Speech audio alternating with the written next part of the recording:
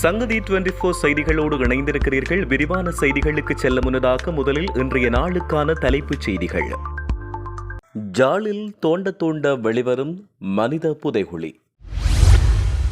யாழ்ப்பாணம் கச்சேரிக்கு அருகில் கோர விபத்து, 2 படுகாயம். எதிர்வரும் 10ஆம் தேதி முதல் நாட்டின் வானிலையில் ஏற்படவுள்ள மாற்றம். முற்றிலும் முடங்கும் அபாயத்தில் தெல்லிப்பளை வைத்தியசாலை, விடுக்கப்பட்டுள்ள கோரிக்கை. இலங்கை தொழிலாளர் காங்கிரஸ் மீது கடுமையான குற்றச்சாட்டுக்கு தகுந்த பதிலடி, ஜீவன் தொண்டமான். தேசிய தலைவரால் அங்கீகரிக்கப்பட்ட வீட்டில் சுமந்திரன் இருக்க முடியாது. பிள்ளையான் அசாத் மௌலானா தொடர்பில் அதிரடி திருப்பம். டக்ளஸ் சந்திப்பால் கொந்தளிக்கும் சாணக்கியனின் தீவிர ஆதரவாளர். தொடர்வன விரிவான செய்திகள். இலங்கை முழுவதும் 51 மனித புதைகுழிகள் இருக்கலாம் என்றும் இப்போதைக்கு 21 புதைகுழிகளை அடையாளம் காணப்பட்டுள்ள நிலையில் 22 புதைகுழியாக அகலப்படும் செம்மணி சித்துப்பாத்தி மயான அகழ்வுகள் ஒரு தொடர் அதிர்வுகளை ஏற்படுத்தியுள்ளது. இந்த நிலையில் தோண்டப்படும் மனித புதைகுழிக்கு மேலதிகமாக மற்றொரு மனித புதைகுழி இருப்பதாக இப்பொழுது அஞ்சப்படுகிறது. கடந்த 1998ஆம் ஆண்டு கிருஷாந்தி கொலை வழக்கில் கைது செய்யப்பட்ட இராணுவ அதிகாரி வழங்கிய வாக்குமூலத்தின்படி செம்மணி மற்றும் அந்த பகுதிகளில் உள்ள 10 மனித புதைகுழி இடங்களை தான் அடையாளம் காட்டுவேன் என குறிப்பிட்டார். எனினும் 10இல் 2 இடங்களில் அகழ்வு பணிகள் மேற்கொள்ளப்பட்டதோடு அவை அரச தரப்பால் தொடர்ந்து அகலப்படுவதற்கான முனைப்புகள் வெளியிடப்படவில்லை. இந்நிலையில் அமெரிக்க வெளியுறவுத்துறை இது நிலுவையில் உள்ள ஒரு விடயம் என்று குறிப்பிட்டுள்ளது. எனவேதான் இப்பொழுது அகலப்படும் புதைகுழிகள் தொடர்பிலும் சர்வதேச அவதானிப்பு தேவை என்று மக்களால் வலியுறுத்தப்படுகின்றது. யாழ்ப்பாணம் கச்சேரி கண்மையில் இடம்பெற்ற விபத்தில் 2 படுகாயமடைந்துள்ளனர். குறித்த விபத்து சம்பவம் நேற்றிரவு இடம்பெற்றதாக காவல்துறையினர் தெரிவித்துள்ளனர். துவிச்சக்கர வண்டியில் வந்த 2 மீது இவ்வாறு வாகனம் மோதியதில் இந்த விபத்து இடம்பெற்றுள்ளது. விபத்தை ஏற்படுத்திய வாகனம் தப்பிச் சென்றுள்ளதாக குறிப்பிடப்பட்டுள்ளது. காயமடைந்த 2 யாழ் போதனா வைத்தியசாலையில் அனுமதிக்கப்பட்டு சிகிச்சை பெற்று வருகின்றனர். சங்கானை பகுதியில் இடம்பெற்ற விபத்தில் ஒருவர் உயிரிழந்துள்ளதோடு மற்றவர் படுகாயமடைந்தார். குறித்த விபத்து சம்பவம் யாழ் சங்கானை பிள்ளையார் ஆலயத்துக்கு அருகாமையில் உள்ள வளைவில் இடம்பெற்றுள்ளது. மாதகல் மேற்கு மாதகல் பகுதியைச் சேர்ந்த கணபதி பிள்ளை உலகேந்திரம் வயது 56 என்பவரே எவ்வாறு உயிரிழந்தார். சம்பவம் தொடர்பில் தெரிய வருகையில் நேற்றைய தினம் ஒருவரையும் ஏற்றியவாறு சங்கானையில் இருந்து சித்தங்கனி நோக்கி பயணித்துக் கொண்டிருந்தார். இதன்போது சங்கானை பிள்ளையார் ஆலயத்துக்கு அருகாமையில் உள்ள வளைவில் முன்னால் சென்ற முச்சக்கர வண்டியை முந்திச் செல்ல முற்பட்ட போது எதிரே வந்த பட்டாரக வாகனம் மோதியதில் 2 தூக்கி வீசப்பட்டனர். பின்னர் 2 யாழ் போதனா வைத்தியசாலைக்கு கொண்டு செல்லப்பட்டனர். இந்நிலையில் சிகிச்சை பலனின்றி குறித்த நபர் நேற்று உயிரிழந்தார். எதிர்வரும் 10ஆம் தேதி முதல் நாட்டின் தென்மேற்கு பகுதிகளில் மழையுடனான வானிலை அதிகரிக்கும் என எதிர்பார்க்கப்படுவதாக வளிமண்டலவியல் திணைக்களம் எதிர்வு கூறியுள்ளது. வளிமண்டலவியல் திணைக்களம் இன்று வெளியிட்ட அறிக்கையில் இதனை குறிப்பிட்டுள்ளது. நாட்டினூடாக மற்றும் நாட்டைச் சுற்றியுள்ள கடல் பகுதிகளில் அவ்வப்போது பலத்த காற்று வீசக்கூடும். மேல் சப்ரிகமுவ மற்றும் வடமேல் மாகாணங்களிலும் கண்டி, நுவரெலியா, காலி மற்றும் மாத்தறை மாவட்டங்களிலும் பல தடவைகள் மழை பெய்யும் என்றும் வடக்கு மற்றும் ஊவா மாகாணங்களிலும் அம்பாறை மற்றும் மட்டக்களப்பு மாவட்டங்களிலும் சில இடங்களில் மாலை அல்லது இரவில் மழை அல்லது இடியுடன் கூடிய மழை பெய்யக்கூடும் என அந்த திணைக்களம் குறிப்பிட்டுள்ளது. மத்திய மலைநாட்டின் மேற்கு சரிவுகளிலும் வடக்கு, வடமத்திய, வடமேற்கு மற்றும் தென் மாகாணங்களிலும் திருகோணமலை மாவட்டத்திலும் அவ்வப்போது மணிக்கு 30 முதல் 40 கிலோமீட்டர் வேகத்தில் ஓரளவு பலத்த காற்று வீசக்கூடும் என வளிமண்டலவியல் திணைக்களம் குறிப்பிட்டுள்ளது. தெல்லிப்பளை புற்றுநோய் வைத்தியசாலையும் அதன் சேவைகளும் முற்றிலும் முடங்கும் அபாயத்தில் இருப்பதாக அரச வைத்திய அதிகாரிகள் சங்கம் எச்சரிக்கை விடுத்துள்ளது. புற்றுநோய் நிபுணர் வைத்தியர் கிருஷாந்தியின் பாதுகாப்பும் பணி சுதந்திரமும் உறுதி செய்யப்பட வேண்டும் என்பதை வலியுறுத்தியுள்ளது. தெல்லிப்பளை ஆதார வைத்தியசாலையின் அரச வைத்திய அதிகாரிகள் சங்கம் வெளியிட்ட செய்திக்குறிப்பில் இந்த விடயம் தெரிவிக்கப்பட்டுள்ளது. சுமார் 15 ஆண்டுகளுக்கு முன்னர் பொதுமக்கள், தன்னார்வ அமைப்புகள் மற்றும் சில அனுசரணையாளர்களின் கடுமையான உழைப்பினூடாக நிறுவப்பட்ட இந்த வைத்தியசாலை இன்று வரை ஆயிரக்கணக்கான புற்றுநோயாளர்களுக்கு உயிருக்கு போராடும் வாழ்வாதார சிகிச்சையை வழங்கி வருவதாக தெரிவிக்கப்பட்டுள்ளது.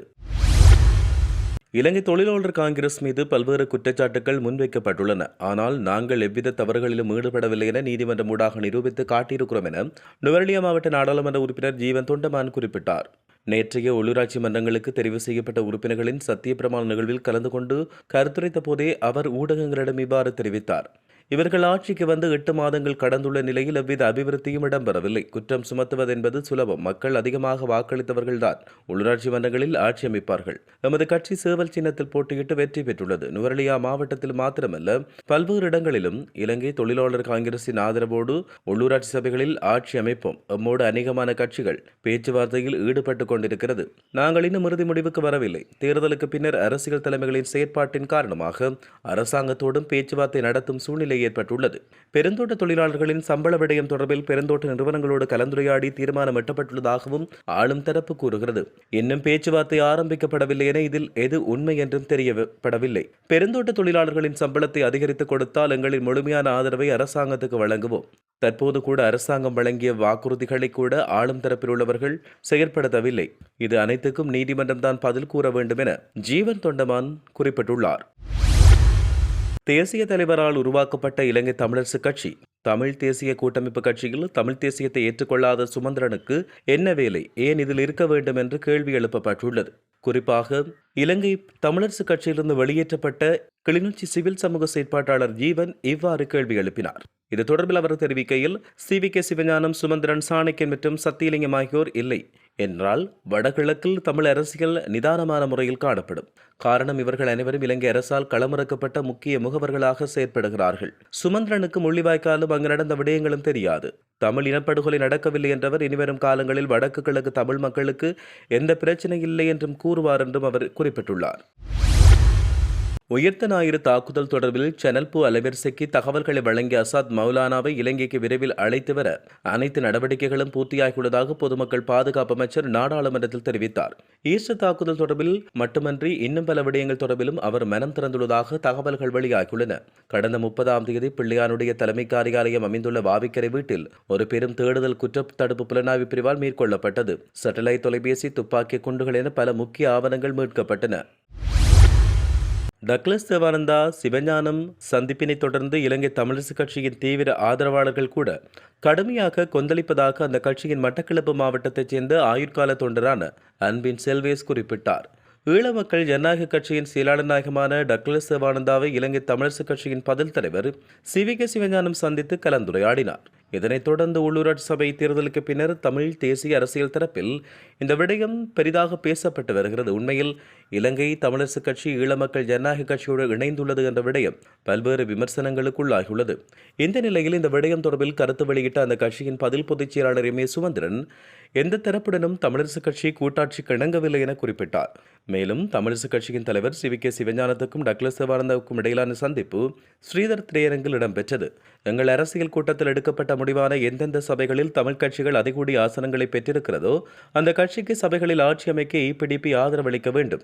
எந்தெந்த சபைகளில் தமிழரசுக் கட்சிக்கு அதிகூடிய ஆசனங்கள் உள்ளதோ அங்கே தமிழரசுக் கட்சிக்கு ஆதரவளிக்க வேண்டும் என்பதையே அவர் சந்திப்பில் வெளிப்படுத்தினார் என்றும் சுட்டிக்காட்டப்பட்டுள்ளது. இந்நிலையில் டக்ளஸ் சிவஞானம் சந்திப்பால் தமிழரசுக் கட்சியின் தீவிர ஆதரவாளர்கள் மத்தியில் கடுமையான எதிர்ப்பு இருப்பதாக அந்த கட்சியின் மட்டக்களப்பு மாவட்டத்தைச் சேர்ந்த ஆயுட்கால தொண்டரான அன்பின் செல்வேஸ் கூறியுள்ளமை குறிப்பிடத்தக்கது. இந்நிலையில் CVK சிவஞானம் டக்ளஸ் தேவானந்தாவை சந்தித்தமை தொடர்பில் பல விமர்சனங்கள் முன்வைக்கப்பட்டு வருகின்றமையும் குறிப்பிடத்தக்கது. இத்துடன் செய்திகள் யாவும் நிறைவு பெறுகின்றன. மேலதிக செய்திகளுக்காக சங்கதி 24.com உடன் இணைந்திருங்கள். வணக்கம்.